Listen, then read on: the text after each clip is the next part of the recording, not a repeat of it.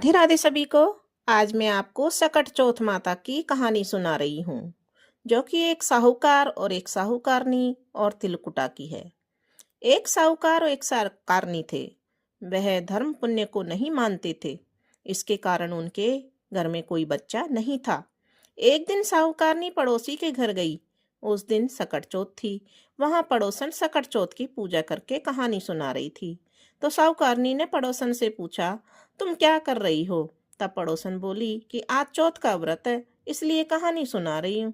तब साहूकारनी बोली, चौथ के व्रत करने से क्या होता है? तो पड़ोसन बोली, इसके करने से अन्न धन सुहाग पुत्र सब कुछ मिलता है।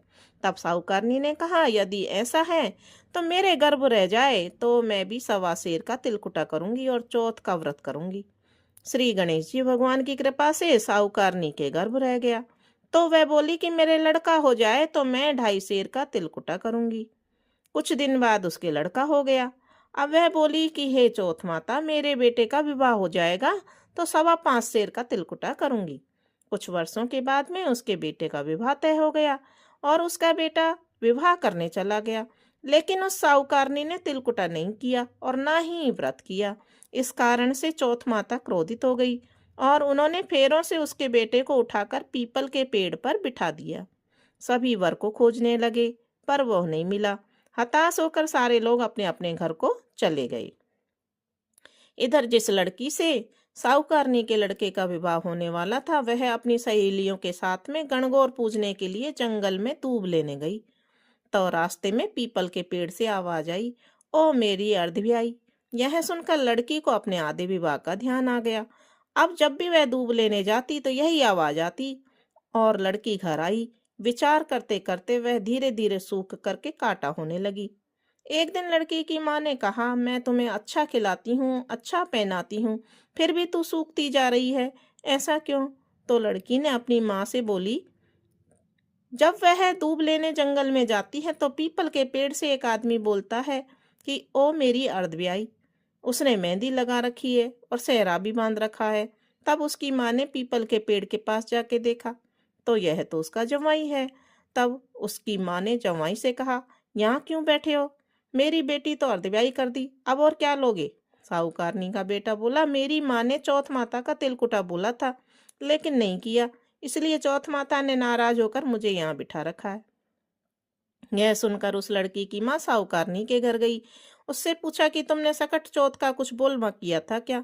तो साहूकारनी बोली, तिलकुटा बोला था। उसके बाद साहूकारनी बोली, मेरा बेटा घर आ जाए तो 2.5 मन का तिलकुट करूंगी। इससे गणेश जी भगवान प्रसन्न हो गए और उसके बेटे को फेरों में लाकर वापस बिठा दिया। बेटे का विवाह धूमधाम से हो गया। जब साहूकारनी के बेटा और बहू घर आ गए, तब साहूकारनी ने 2.5 मन का तिलकुटा किया और बोली, हे चौथ माता, आपके आशीर्वाद से मेरे बेटा बहू घर आए हैं, जिससे मैं हमेशा तिलकुटा करके व्रत करूंगी। इसके बाद सारे नगरवासियों ने तिलकुटा के साथ सकट चौथ माता का व्रत करना प्रारंभ कर दिया। हे सकट चौथ माता, जिस तरह साहूकारनी के बेटे बहू को मिलवाया, वैसे ही सबको मिलवाना। इस कथा को कहने वाले, सुनने वाले और हुंकारा भरने वालों का भी भला करना। बोलो सकट चौथ माता की जय। बोलो श्री गणेश जी महाराज की जय। अब हम गणेश जी माता महाराज की कहानी सुनेंगे। एक अंधी बुढ़िया थी, जिसके एक लड़का और एक बहू थी। बहुत गरीब थी। वह अंधी बुढ़िया नित्य प्रतिदिन गणेश जी की पूजा किया करती थी, सेवा किया करती थी। गणेश जी बुढ़िया माई की सेवा भक्ति से बहुत प्रसन्न थे। एक दिन गणेश जी ने साक्षात बुढ़िया माई के सम्मुख आकर कहा, बुढ़िया माई, तू चाहे जो मांग ले। बुढ़िया ने कहा, मुझे मांगना नहीं आता तो कैसे मांगू और क्या मांगू? तब गणेश जी बोले, तू अपने बेटे बहू से कुछ पूछ कर मांग ले। तब बुढ़िया ने अपने बेटे और बहू से पूछा तो बेटा बोला कि धन मांग ले और बहू ने कहा पोता मांग लो।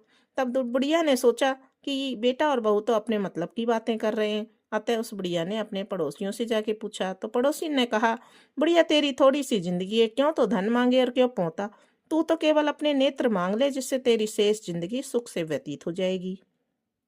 उस बुढ़िया ने बेटे बहू तथा पड़ोसियों की बात सुनकर घर में जाकर सोचा, जिससे बेटा बहू भी राजी हो और मेरा भी भला हो, सबका भला हो जाए, वह मांग लूं और अपने मतलब की चीज भी मांग लूं। अब जब दूसरे दिन बुढ़िया सेवा पूजा करने लगी तो गणेश जी आए और बोले, बोल बुढ़िया, क्या मांगती है? हमारा वचन है, जो तू मांगेगी सो ही पाएगी। गणेश जी के वचन सुनकर बुढ़िया बोली, हे गणराज, यदि आप मुझ पर प्रसन्न हैं तो मुझे 9 करोड़ की माया दें, निरोगी काया दें, अमर सुहाग दें, आंखों में प्रकाश दें, नाती दें, पोता दें और समस्त परिवार को सुख दें और अंत में मोक्ष दें। बुढ़िया की बात सुनकर गणेश जी बोले, अरे बुढ़िया माँ, तूने तो मुझे ठग लिया। खैर, जो तूने मांगा वह सब तुझको मिलेगा। यूं कहकर गणेश जी महाराज अंतर ध्यान हो गए।